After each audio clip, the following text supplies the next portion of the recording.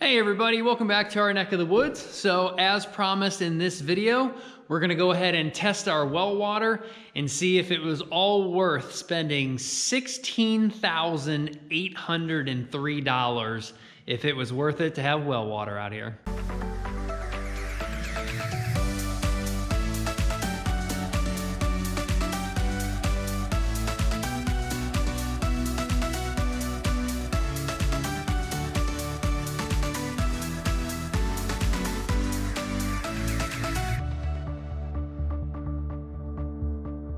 Okay, so as mentioned in previous videos, especially just some recent ones where we had our water softener and iron filter and everything installed, that total was about $11,900 and some change. And I don't think I've ever mentioned that 2 years ago or more, when we had the well actually drilled, that actually cost us about $4,833. So in total, our well on this property has cost us almost $17,000. Now, is that expensive? I don't know. It's my first time drilling a well. Where you live, it could be a heck of a lot more expensive, because at $4,800, we only went down 139 feet, and they used PVC 6-inch casing. I know some people still do iron casings. Some people may have to go down 1,000 feet and you're paying by the foot. So who knows what's expensive. But at $4,800, you can obviously calculate how much that was per foot. And that's obviously, again, the casing, the material, the labor, the drilling, water that they're using, and any other things that they're using when they're actually having to punch down and go through the soil. Now, as for the $11,900 and some change for the water softener treatment, they knew how bad my water was, so the tank sizes and their girth and everything, that was decided on them, that I should have this water softener times 2 of them, this brine tank, and this iron filter with green sand and whatever's in it to actually take care of everything. And again, that was also labor in the fittings and the manifolds and the PEX pipe to go from the well, the electric, PVC, the wiring. I mean, it all adds up. But again, was $11,900 worth it? I guess we'll find out as soon as we start doing these tests and getting the results back. Okay, so what are we going to test for this time? I picked up several bottles to pretty much test everything. I don't know if I'm actually gonna go through with it, but to go over these bottles real quick, again, we've got several of them. We've got ones with preservatives, one without, and some are gonna be tested at the well head, or that first spigot that we have. And then right now we can go ahead and test basically where the garden hose attaches to out in the garage, because that will basically be acting as like the kitchen sink. So the first bottle we only have one of these. This has a preservative in it, or these little plastic flakes. That number on there is just a sample number. It doesn't actually mean anything. But this sealed and sterilized container is for our bacteria, E. coli, coliform, etc. And the reason why I only got one of these is because I was told a while ago, hindsight 2020, I probably should have picked up 2 of these, but I was told a while ago that if you've got bacteria or E. coli at the well head, or again in that first spigot, then you're gonna have it everywhere else. On the flip side, that's not exactly true, because if the well is clean and clear, the PEX tubing that's now running all out through the house and going up to the kitchen sink or a bathroom sink, etc., that stuff was sitting in a supply house. Who knows, a rat or a mouse could have walked in the PEX piping and taken a number 2, and that would have introduced E. coli into the system. So I guess technically you could do one of these before and after treatment, but really it doesn't matter, because as I mentioned before, the well drillers are going to shock the system before final inspection.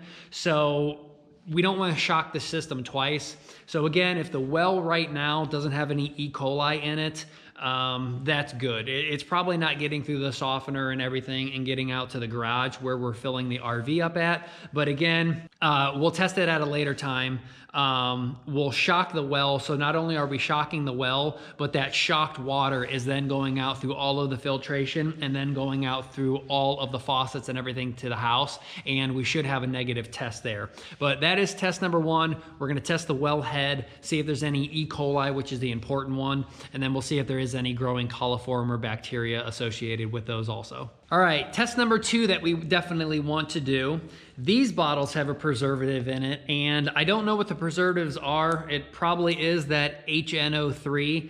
It's probably like a hydrochloric acid or something, and you definitely do not want to get that little bit of water, or it looks like water, but that little bit of acid on your hands. It will burn you instantly. This is pretty dangerous stuff that I was warned. It's probably fully concentrated, and it actually just says caution, acid preservative. Not sure what acid it is, but it's very concentrated. Now, this acid preservative, this is gonna be for our arsenic, our hardness, our lead, and our iron. Now, the lead is probably not really needed because we don't have any lead fixtures in the house, but technically speaking, the lead could still leach down into the well, so we kind of want to go ahead and test that. We definitely know we have high iron. We definitely know we have crazy high arsenic and crazy high hardness. So I've already tested the well twice for all of those, except for the lead. And we already know they're high at the well, in the well. I'm just curious though, this is the third time I'll be testing it. I do just kind of want to see if the ground has maybe settled more. So maybe the iron has gone down a little bit, or maybe it shot up. The arsenic actually shot up from when the well was first drilled to a year later. It went from 14 to 16. So another year beyond that. I am curious if the arsenic is up to 18 maybe, or again, maybe it's settled back down to 14. I don't know. And the hardness has always been around 500. So that's crazy high. That's like 5 times what you would consider hard water. So definitely want to go ahead and test those. And again, there's 2 bottles that we will go ahead and test the wellhead just because I want to see where we're starting. And obviously testing after everything. We want to see if the green sand is actually taking out the iron and the arsenic is attracted to that. And then of course we want to see where the hardness is. And then of course, I'm assuming the lead would just go out with the green filter also. And if not, then we have to go ahead and reinstall our heavy metal filter and our arsenic filter, because those will only help bring everything down more. And the arsenic filter will obviously take out all of the arsenic. On a side note, I think somebody wants in here right now. What do you think? Should we let her in? Do you want inside? Who are you? I don't know you. Yeah, I think she wants in. She sleeps all day long in the RV, but then she will not use the litter box, so we have to let her out so she can go potty. But then once she potties, she wants to come in here where it's warmer, but it's not so cramped like the RV. All right, so next bottle that I have, I believe I only got one of them because this one I may not actually test.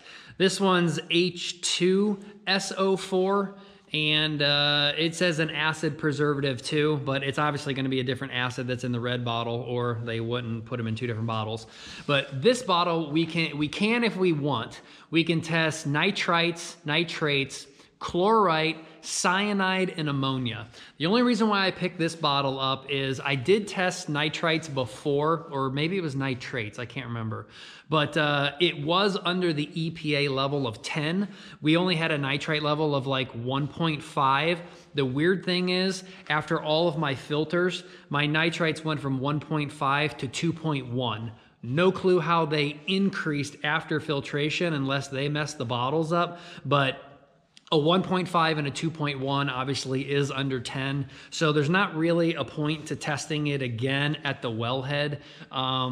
I would just use this to actually test after filtration to see if it took it down to 0. But again, what had me curious of this bottle is actually the ammonia, and the farm fields around here love their ammonia.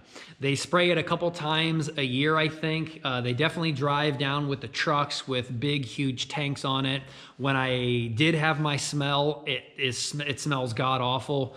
And then I should have got this on film. They actually do pay a pilot they shoot up over the trees, swoop down over that one, then he looks like he does barrel rolls and everything else, and he sprays the field over there. And he'll go down that field, it looks like hundreds of miles an hour, he'll shoot on up and swoop back down, and it's just a cool thing to see. But I'm not exactly sure what he's spraying, but it could be ammonia or some other chemical to, you know, obviously kill bugs and everything.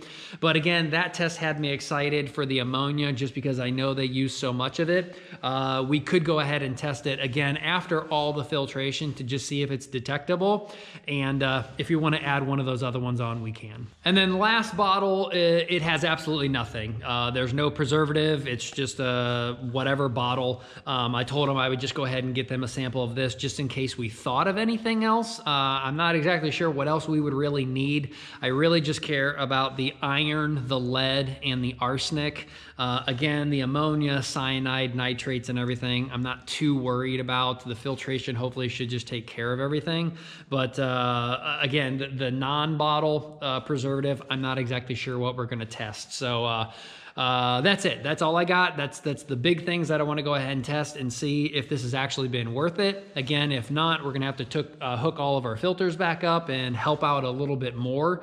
And we'll get back to you guys probably in a flash for you, but a couple days for me because it is December 23rd, holidays coming up, and it's the weekend. So they're going to be closing down for the weekend, and you can't do the bacteria test like on a Friday anyway, because it's got a very short time frame of when you actually need to get it, have them start running it, or else it's no good. So I will see you guys back in a flash with the results, and just hang on. Oh, I lied before the test results. If you guys are enjoying all of the videos, hit the thumbs up button. If you're really enjoying the content, please go ahead and subscribe and turn the bell notification on so you guys always get emailed when a new video has been posted. Hey everybody, welcome back to Chemistry 101. Today's the day that we're gonna fill up the water bottles, and it's not as easy as I made it seem before. So looking at the directions, the one page where I said the nitrites, nitrates, chlorite, cyanide, ammonia could all be on one bottle, that's actually not true. If you actually look in through all of these directions, I don't know why they're all on one page, but the nitrites, for example, say to put in a no preservative bottle. The nitrates say sulfuric acid. The chlorite says ethylene diamine.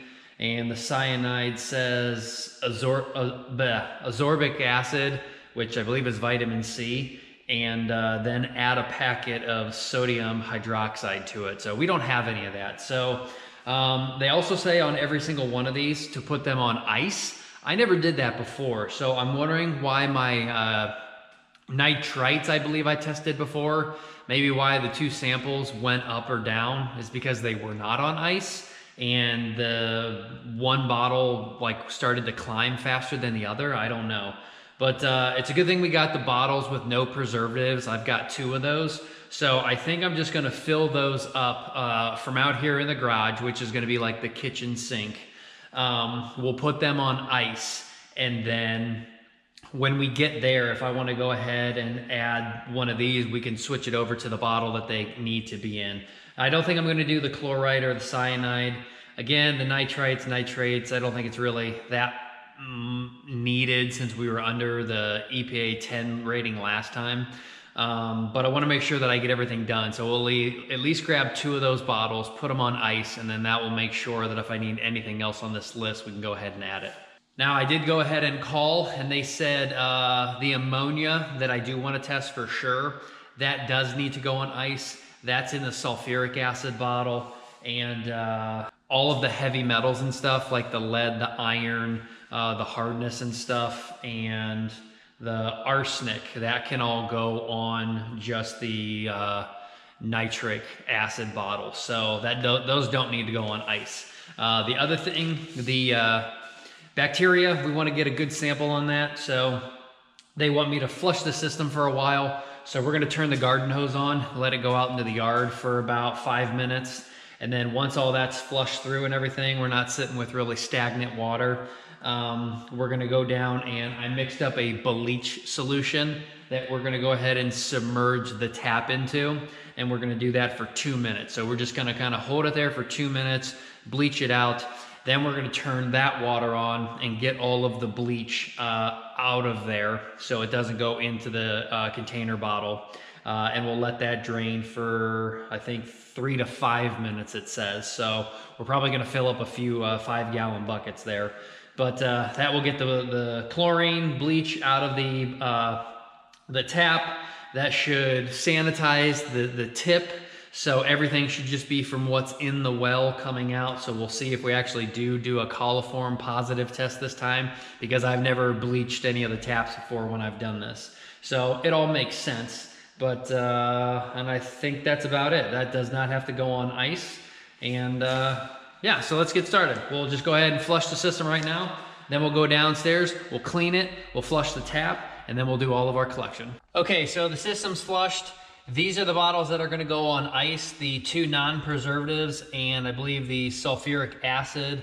And then this one's for the heavy metal. This is the nitric acid. But I'm gonna go ahead and make sure this doesn't splash on me or anything. So we'll do a test run here with a non-preservative and just fill it up. And if this thing shoots out too far, like that,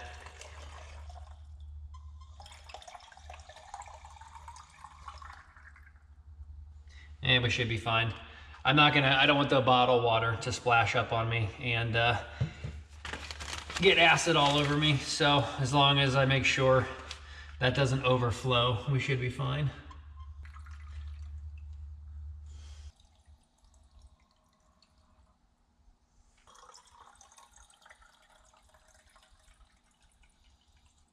All right, so we got all 4 of those done. We'll go ahead and get those on ice. And now let's go sterilize the basement, and we'll go ahead and get those 2 bottles.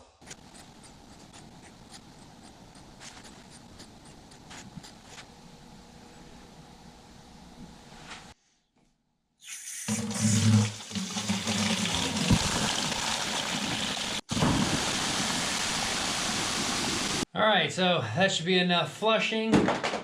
Now we can go ahead and get our sample of bacteria. And again, the heavy metals, and then we'll hurry up and get downtown and get these tested. Interesting fact, this is the first time I was actually standing here watching the gauge over here. The variable pump down in the well, it was going in between like 60 and like 65 PSI. Right now it's at 70, which is what the VDF controller's actually set at. Before I started though, it was somewhere around like 58. So it's interesting to see the gauge actually go like that, because the pump down in the well is increasing or decreasing its power based on the demand that's needed.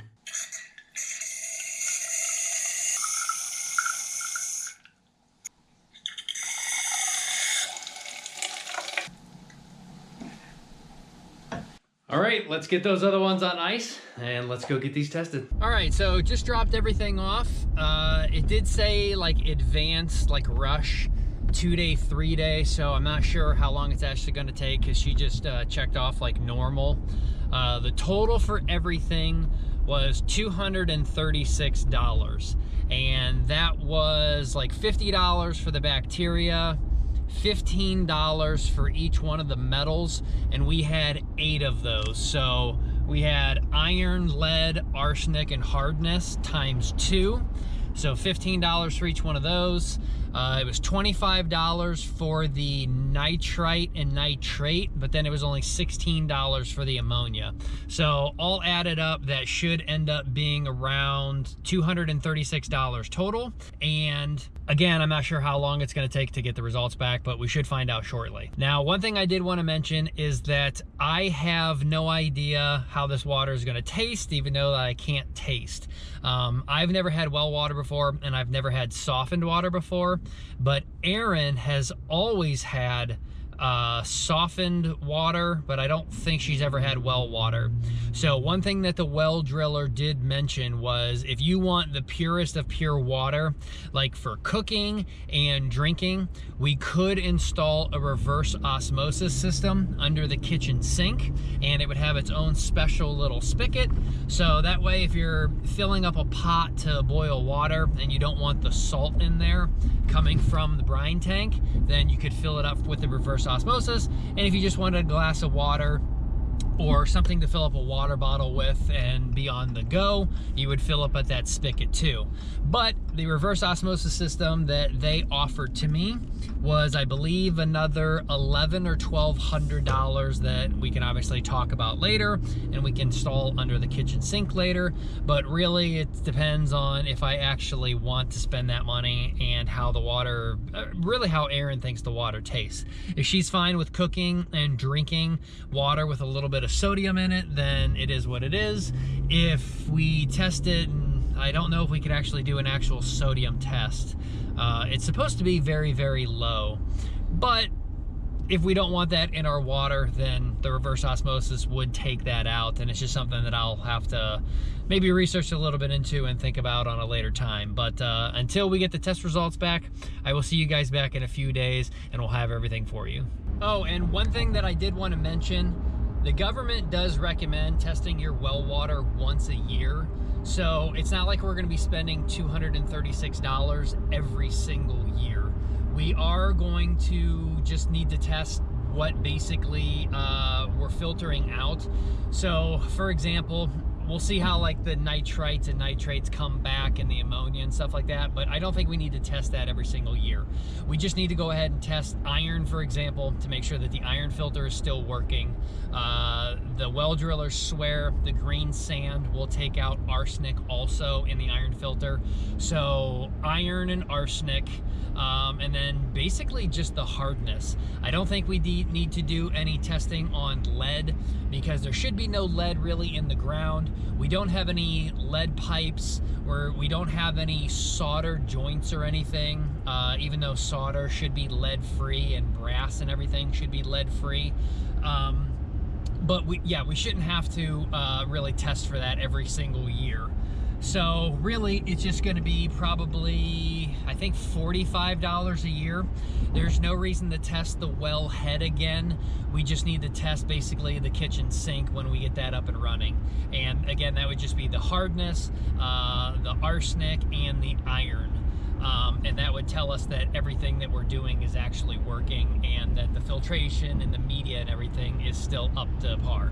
And yes, your brass fittings and stuff do say on the packages or not if they are approved to be for drinking water and that they are lead free. I actually noticed on one of the packages, I believe it was the shutoff valves that I have before and below the pumps that are only installed on the radiant system, nothing to do with our drinking water. Those brass fittings for the on-off valve actually says they are not for drinking water. So something to do with those fittings or the ball valve or something on the inside, you're not supposed to install anywhere on the drinking system. But luckily, everywhere on the drinking system side, every piece of brass, every fitting, every ball joint, everything, PEX pipe, everything that we have as a fitting, those are all approved for drinking water. So not sure what the composition difference is, but just something that I noticed on the packaging and something that you have to be conscious of when you're actually buying stuff and installing it if you are going to be using it for your water source. Hey everybody, welcome back. Test results are finally in. It took a full 10 business days or almost 2 weeks to get these back. But there was the holiday and everything, so obviously that can play a little bit of a role. I have not looked at these yet, so I'm going to look them at the first time with you guys to see my reaction. And again, just fingers crossed, hopefully this is good. So if you guys don't remember, because I don't even remember because it's been like 2 weeks now, we did a test sample down in the basement at that chrome smooth faucet, and we did hardness and metals there, and we also did a bacteria test. So first thing that we're looking at here is hardness, and the result comes back at 480. So we knew that's what it was going to be because we tested it when the well was brand new. We tested it a year later, and we've always been in the 400s. I think the highest I ever saw was 488. So the fact that we're down to 480, there's really no change in hardness. So that's good that it's not climbing or, increasing, decreasing. So I think that's good. We know that the softener will have to do that from now on, that it will always be around like 400, almost 500 on the hardness. So we just need to see later if it actually took it out and it actually is doing its job. So total iron, this is different now. So I don't know how to read this exactly. It says the iron right now is 1,500. Well, before, the company that I went to sold out to a bigger company, who knows why, but they might be testing in different types of units, and this 1,500 is in UGL or UG/L. So I'll have to go back and look to see what the old one is measured in, but it says 1,500. To me, it might just be moving the decimal point. And I think before we were around a 1.6 or a 1.7. So if 1,500 is equal to 1.5, then that means our iron also has not changed. And I think anything above a 0.5 is considered hardness, or 500, if, again, I'm thinking correctly and we're just moving the decimal point. So yeah, not exactly sure, but hopefully we're not at 1,500 iron up from 1.5. That would be insane. I don't even know how you could do that. So next up is the arsenic, and the arsenic is at 16. So that is exactly where the arsenic was last time. So when the well was brand new, we were at 14, and now the arsenic, a year later, the arsenic went to 16, and another year after that, the arsenic is still at 16. So we have not increased, so that is good. The well basically is now being completely stable. We know after, it's been 3 years now basically since it's been drilled, hardness is the same, iron is the same, and the arsenic is the same. Now the lead says that it is under 2.0. I have no idea what is high or low. They don't give a rating on here. I would assume that maybe is a good thing. I don't know. That sucks though. We're not going to be able to, we'll have to look that up on the EPA website or anything, or I'm going to post everything up here in a column, and if I can find the EPA rating, we'll know what that is. But it's under 2.0. Maybe they can't even detect under 2.0. So I don't know. We'll see. But the last two, coliform and E. coli, both negative. So that's the first time we've had a negative coliform test. So if the well driller's hands and everything were touching the pump and the pipe and everything down in there, after several months of it being down in there, it must just have died, and it wasn't able to grow. So that's perfect. So we know that we just have to treat now the hardness and everything and the iron, and we know that we don't have to really shock the well, and Aaron and I aren't going to be getting sick by transferring the water over into the RV, because we're not going to be showering or brushing our teeth with E. coli or anything, or even coliform water. So that is awesome. Okay, fingers crossed. Here we go. At the tap out here in the garage, where are we at? So again, I don't know what their good ratings are. So I will call them back actually real quick and ask. When I see less than, they might be only able to show again down to like a certain number, and anything below that is basically undetectable. So that would tell me that everything is safe, and that you could maybe get another stronger test to test down below that. Because if, for example, before the arsenic was undetectable under 5, but if it was 4.99, then to me that's still a lot of arsenic.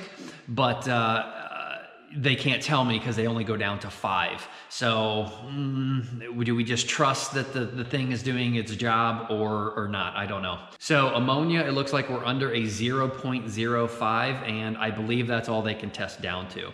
So basically ammonia, undetectable. Hardness, under a 5.0. So I think that's all they can test down to. So that means we have absolutely no hardness. We went from almost 500 down to basically undetectable. That is freaking awesome. Nitrites and nitrates, they are under a 0.10. And again, I think that's all they can test down to. So nitrites, nitrates, undetectable. Iron, under 40. Arsenic, under 3. And lead is at 30. So lead up top, that doesn't make any sense. Lead was a 2.0, but lead is a 30 on the tap. What the heck does that mean? But going back to the iron and the arsenic, I think basically everything is undetectable. For what they can test down to, I think they are all undetectable from what I'm looking at possibly being the column over to the left. So I think we are good, except this lead. How could we go from a negative or under a 2.0 up to a 30? Where's the lead coming from, guys? We have an iron filter that's made of plastic. We've got a softener that's made of plastic, and our PEX pipe going from there all the way up and over out of the garden hose here. Those are all supposed to be lead free because they're made of plastic. The only thing that's not possibly lead free is actually that spigot over there. I'm wondering if that spigot says on it that it's made for potable water, because they do say you shouldn't fill up from a garden hose. I don't think you're getting contaminants from a garden hose, but maybe that spigot actually has lead in it. It's a copper spigot that's got a shutoff valve all the way through the ICF wall. So the actual shutoff is happening inside of the basement, but maybe the shutoff valve itself or the ball joints on each side, maybe there is lead in there. That's the only thing that I can think lead would be coming from. So I think in a year from now, or sooner rather than later, we might have to get a test sample of water actually from inside of the house from an actual spigot. That we need to go ahead and like put in like the half bath or something, because going from under 2 up to 30 on lead, I don't know how bad that is, but their column over here says 2.0. Is 2.0 all that they can detect down to, or is that the EPA's safe rating? But from 2 to 30, I don't know. We'll have to look into that. But I think we are getting some lead in our water then. And it might possibly be coming from that spigot that you're just supposed to hook a garden hose up to and, you know, feed plants outside. You're actually not supposed to drink from that. But that's a little concerning. But everything else, it looks like we are good to go. Everything is basically not detectable, in my opinion, that I went ahead and looked at. So that is awesome. $12,000, money well spent. We are safe except for that spot right there that's possibly giving us a little bit of lead. And yeah, that makes me feel really good. So the well drillers know what they're doing. They gave us a system that is 100% safe, that took everything out. That is awesome, and that makes me feel really good. So from here on out, it looks like we're good for probably another year that we don't have to do anything. And we'll test it from them or see what the well drillers say is a good time frame to where we actually would have to go ahead and replace something. I think they mentioned one time that the iron filter in the green sand can last anywhere from 10 to 15 years. So really, we may not have to do it yearly to test, but that's awesome. So thanks for stopping by in this video. If you guys wished for the last 2 weeks that our numbers would be good, thank you very much. It's definitely something that I wanted to have happen, and we don't have to worry about those little filters being connected. And yeah, we're good to go. So again, thank you for stopping by. This video makes me very happy. Like and subscribe as always. Hit us up on the comments if you have anything to say or think maybe it could be that fitting over there and for the lead. And if you got anything to personal message us, hit us up on NeckofTheWoods 2020 on Instagram, and we'll see you guys next time. So take care.